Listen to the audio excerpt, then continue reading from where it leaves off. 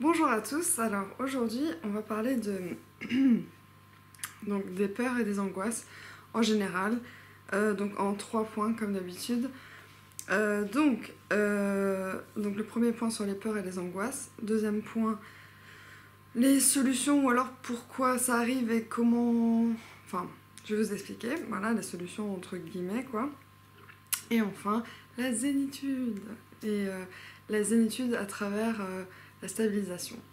Donc les peurs et les angoisses. Alors déjà, pour commencer, pourquoi on a des peurs et des angoisses Alors je vais déjà prendre comme exemple le cancer. Donc on a peur, donc c'est un exemple parmi d'autres peurs comme la peur. Moi j'ai peur de la, enfin j'avais peur et j'ai encore peur de l'avion, mais je travaille dessus. J'avais peur des ascenseurs. Je vais vous expliquer aussi comment arriver en deuxième point à ne plus avoir peur de ces choses-là. Par quels moyens, par quel... Désolée pour le bruit dehors, bien évidemment je vais déménager, hein. Je croisais les doigts pour moi, j'espère avoir un appartement bientôt, parce que là j'en peux plus du vis-à-vis du bruit, enfin bon, parenthèse. Donc on peut avoir peur donc par exemple, on peut avoir peur des serpents, des araignées, des ascenseurs, des avions, de marcher dans la rue, de la foule, la claustrophobie, la claustrophobie, c'est-à-dire voilà, sentir trop enfermé ou se sentir étouffé dans un endroit. Donc tout ça c'est plutôt d'ordre phobie. Il y a aussi donc les crises d'angoisse et les crises de panique qui viennent, alors justement elles viennent de quelque part, donc ça je vais y venir. C'est souvent quand on a un trouble et quand on a voilà, une névrose, enfin, c'est-à-dire, donc ça peut être la bipolarité, mais ça peut être aussi la schizophrénie, ça peut être même plus light. Je mets beaucoup de guillemets dans mes vidéos, mais c'est parce que j'aime pas trop dire light, parce que n'importe quelle névrose est une névrose et chaque personne est unique, chaque personne a ses angoisses, chaque personne a ses troubles et on peut pas comparer tout le monde. On peut pas dire que cette angoisse-là est plus importante qu'une autre et on peut pas dire qu'une maladie est plus grave qu'une autre. Chaque personne a sa propre maladie, sa propre névrose et donc on doit gérer tous, chacun, sa névrose, ses problèmes, ses angoisses, ses peurs. Donc, si je prends le cancer, parce que, on va dire, la plupart des gens ont peur des cancers. Alors, ça va vous paraître bizarre, très bizarre, mais depuis que je suis stabilisée, je n'ai pas peur du cancer. Pourquoi ? Parce que,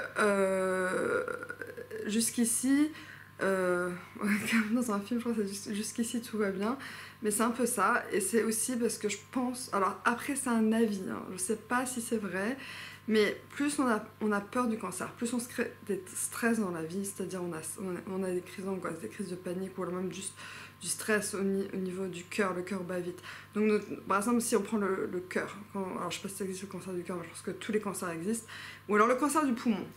Comment vous expliquer que quelqu'un a un cancer du poumon va malheureusement, bon voilà, va avoir un cancer du poumon et il n'a jamais fumé de sa vie. Comment vous expliquer? Alors des gens disent oui, mais c'est parce qu'il y a la pollution dans l'air et parce que cette personne aurait mangé ou bu ou de l'alcool dans sa vie un peu, et même un peu, même pas, ou alors n'a pas bu du tout d'alcool, pas fumé du tout. Alors vous expliquez ça encore comment, encore plus, parce que là, donc moi je me suis expliqué que cette personne devait être soit stressée à cause du travail, soit stressée dans sa famille, soit stressée dans sa vie sentimentale, soit amicale. Enfin, en tout cas, il y a des stress de partout. Mais cette personne était très stressée. Et le stress provoque, je le sais parce que j'ai été stressée, je le suis encore un petit peu, même beaucoup, mais non, ça va, ça s'est calmé. Et le stress, voilà, provoque des choses dans le corps. Ça provoque tellement de choses, c'est inimaginable ce que le cerveau et ce que le corps fait. En fait, on n'écoute pas assez son corps, on n'écoute pas assez son cerveau. Donc par exemple, quand votre corps vous dit de vous reposer, ça veut dire vous baillez, vous êtes fatigué, au lieu d'aller sortir faire la je veux dire des termes de vieux mais bamboula, ou faire la fête, voilà, reposez-vous, tout simplement, vous reposez votre corps, votre esprit, et ça vient dans le troisième point sur la zénitude. Mais donc pour revenir au cancer, donc plus on va stresser dans sa vie, plus on va se provoquer ce cancer. Alors après, j'ai pas la science infuse et je sais pas, j'ai pas toutes les réponses, mais c'est du vécu autour de moi, de ce que j'ai pu voir, entendre à la télé, partout, voilà, partout. Le stress, surtout en Europe, enfin dans les pays voilà, où on est à 1000 à l'heure. On prend le tram, le métro, le bus, la voiture, on va au travail, on est stressé au travail, on est stressé quand on rentre avec, que ce soit les enfants, le mari, ou son conjoint, sa compagne, ou au lycée, au collège, les profs, les frères, les sœurs, les oncles, les tantes, les gens, tout nous stresse. Tout nous stresse dans la vie. Donc, ce stress et le stress, la peur de ce cancer, la peur de se dire je vais avoir un cancer, j'ai peur, donc je vais pas fumer, bah au final, ça va paraître encore plus faux ce que je vais dire, mais fumer, je vais même vous dire, j'ai vu, alors moi je suis en train d'arrêter et j'ai réduit considérablement jusqu'au point d'arrêter. Là, j'en fume pratiquement plus, donc en sachant que j'en fumais vraiment, vous allez halluciner, mais quand je sortais en état de manie, le week-end, alors je fais ça parce que j'étais à 1000 à l'heure, voilà. Le week-end, je fumais 4 à 6 paquets. C'est-à-dire 2 paquets dans la journée, 2 paquets le soir, le samedi. Plus, ah non, on avait le vendredi aussi, il y a parfois le jeudi. Donc 2 paquets la journée, 2 paquets le soir, voilà. Le lendemain, pareil, donc ça fait 4, 6, ouais, voilà. Là, je suis à 4, même pas par jour, de cigarettes et 4 paquets, 4 cigarettes par jour, et je vais réduire au point d'arrêter, et là bon, 4 cigarettes pour moi c'est rien, pour vous c'est beaucoup. Donc, je me perds dans mes explications, mais en tout cas, voilà, là aussi l'exemple que je voulais donner, c'est, mais il y a longtemps, hein, j'avais vu sur une émission, je sais même plus laquelle, une danseuse étoile qui fume juste une cigarette le matin, et elle part danser. Peut-être qu'elle est, je sais pas, aussi malheureuse dans sa vie, mais elle avait l'air bien. Elle fumait sa cigarette le matin, elle prenait son café, elle prenait le métro, elle allait danser, elle revenait dans son appartement, et elle était bien dans sa vie. Et c'est pas une cigarette tous les matins qui va lui provoquer un cancer. Hein. Et c'est pas non plus en fumant 40 cigarettes par jour que vous allez provoquer le cancer du poumon. Enfin, ou comment on dit ça, ou déclaré, ou je sais pas comment on dit ça. C'est le stress que vous allez provoquer par rapport à la vie ou à la peur de ce cancer qui va vous provoquer ce cancer. Donc, après, c'est qu'un avis. Donc, je sais pas si j'ai raison. Je sais pas, je vais pas en rire non plus parce que c'est pas drôle. Mais en tout cas, voilà, par rapport en tout cas à l'ascenseur, moi ce que j'ai fait, donc j'avais fait de la psychothérapie là-dessus, ça s'appelle la TCC, donc ça c'est super. Donc la TCC, technique comportementale, thérapie cognitive et comportementale. Donc moi par exemple, je lui ai dit que j'avais peur des avions et de l'ascenseur. Donc pour l'avion c'est un peu compliqué parce que prendre un petit avion, un courrier court, je sais pas comment on dit ça, tous les jours c'est un peu impossible, surtout au niveau financier. Mais par contre l'ascenseur c'était possible parce que j'ai été coincée 3 fois dans ma vie dans un ascenseur. Et à chaque fois, c'était 1 heure que j'étais coincée. Et j'avais la phobie, pour le dire, j'avais la phobie. Et maintenant, je rentre dans un ascenseur comme ça, je m'en fiche, que ce soit au 12e étage, 15e étage, 30e étage, ou que même que je reste bloquée, j'ai pas peur. Pourquoi? Parce que... je fais comme Cyprien. Pourquoi? Parce que quand on... Je vois la tête quand même que j'ai. Parce que... oh là là là là. Donc... plus vous allez aller dans un endroit ou faire face à vos peurs, par exemple les serpents, les araignées, plus vous allez être face parce que les araignées moi aussi j'ai peur, je travaille dessus aussi, mais l'ascenseur c'est bon. Donc plus vous allez faire face à cette chose qui vous fait peur, plus vous allez vous habituer et ce sera plus qu'une habitude à la fin. Donc l'ascenseur, au début je prenais l'escalier pendant 1 an, au travail en tout cas. Et au bout d'un moment, une fois je me dis bon allez, je vais prendre l'ascenseur parce que j'ai chaud, voilà, j'ai pas envie de prendre l'escalier, je suis épuisée, j'ai faim, voilà. Donc j'ai pris l'ascenseur. Le lendemain, je l'ai repris. Le surlendemain aussi, le surlendemain, etc. Et au bout d'un moment, c'est devenu normal, une habitude, et j'ai plus peur de l'ascenseur. Pour les avions, c'est autre chose. Mais déjà, mon copain a fait un exercice avec moi, on a vu un avion décoller à Strasbourg. Magnifique. Vraiment comme ça. Je sais pas comment c'est possible de l'avoir vu décoller comme ça. Bon, on l'a vu de loin, hein, mais voilà, c'est comme ça. Et après, on l'a vu se remettre comme ça. Et en fait, la raison pour laquelle j'ai peur, ça va être dur à dire, mais Alors, il y a deux raisons. Le 11 septembre 2001. Vous connaissez cette date, les tours jumelles. Donc depuis ce jour où j'ai vu en répétition les vidéos à la télé à l'époque, enfin c'était pas des vidéos, c'était aux infos, pendant une semaine ça tournait en boucle, même plus longtemps, pendant longtemps. Et je voyais cet avion et tout ça, enfin c'était horrible. Et après, j'avais dû prendre l'avion pour aller à l'enterrement de ma grand-mère et j'étais tétanisée. Et depuis j'ai eu peur. Alors je pense que je pourrais le reprendre un jour et de voir cet avion décoller et que tout va bien et que vu les statistiques, on me sortait tout le temps des statistiques, ça marchait pas. Mais de le voir de mes yeux, que l'avion faisait comme ça et comme ça, qu'il plane quoi, tout va bien, c'est tellement sécurisé de nos jours. Mais là, je vais y venir, c'est les solutions qu'on trouve pour tout ça, on y arrive vraiment quand on est stabilisé parce que notre esprit est plus clair et on voit mieux les choses. Et quand on est plus apaisé, on peut plus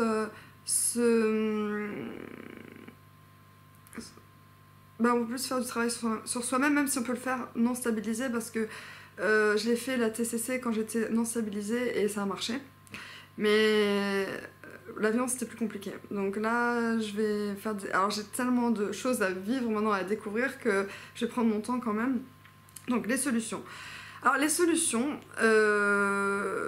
voilà, c'est ce que je dis, c'est que on peut faire de la TCC, mais le truc c'est que quand on n'est pas stabilisé, on est vraiment pas bien et on n'arrive pas à se raisonner. On n'arrive pas à se raisonner. Et tant qu'on n'arrive pas à se raisonner, on aura toujours ces crises d'angoisse, toujours ces crises de panique, toujours cette claustrophobie, je sais pas si on dit c'est comme ça. On aura toujours cette peur de la foule, même si moi j'aime pas trop marcher dans la rue, surtout dans mon quartier, mais parce que c'est que des souvenirs, des vieux souvenirs. Mais on arrive quand même à vivre et en vivant, on a moins peur des choses, ouais. Parce qu'on voit que la vie est pas si cruelle que ça finalement. Elle est cruelle quand on est, j'aime pas dire ça, mais malade, parce que on s'en prend plein la gueule, parce qu'on est, voilà, on est comme ci, comme ça, et on s'en prend tellement plein la gueule qu'on croit que tout le monde est contre nous, mais en fait non, c'est pas le cas. Quand j'étais au supermarché pour faire mes petites courses, là, je voyais que quelqu'un derrière moi était tout gentil, la caissière était gentille, la caissière était gentille avec moi aussi, enfin, tout le monde est bienveillant dès lors que, voilà, comme j'avais dit dans la précédente vidéo, quand on est bienveillant avec quelqu'un, la personne vous le rendra. Et donc la vie ne fait pas peur, et il faut pas avoir peur. Et il faut pas avoir peur de la vie, enfin il faut, je déteste dire, et je déteste dire détester, et je déteste dire il faut. Donc je vais essayer de trouver d'autres termes, mais en tout cas, ouais, non mais c'est vrai, il faut pas avoir peur de la vie parce que la vie est belle. Et quand je dis la vie est belle, c'est parce que je pense qu'on comprend pas trop ce que ça veut dire la vie est belle, mais la vie est belle dans le sens elle est simple, la vie.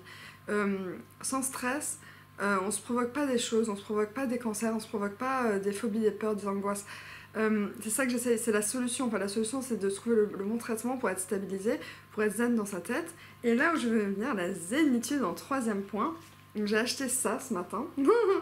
Je trouve et ça, qui allait avec, dans un tabac. Hein, donc, juste pour acheter mes petites cigarettes là, que je fais. Voilà. Il y a des postures comme ça, voilà. Avec des explications et tout ça. C'est super. Je suis super contente. Voilà. Et ça, alors alors c'est la sagesse selon Confucius. Donc voilà. On va en prendre une au hasard. Bon, je vais prendre la première, le bonheur. Le bonheur. Donc je vous montre, donc c'est une carte comme ça, le bonheur. Voilà. Donc, le bonheur.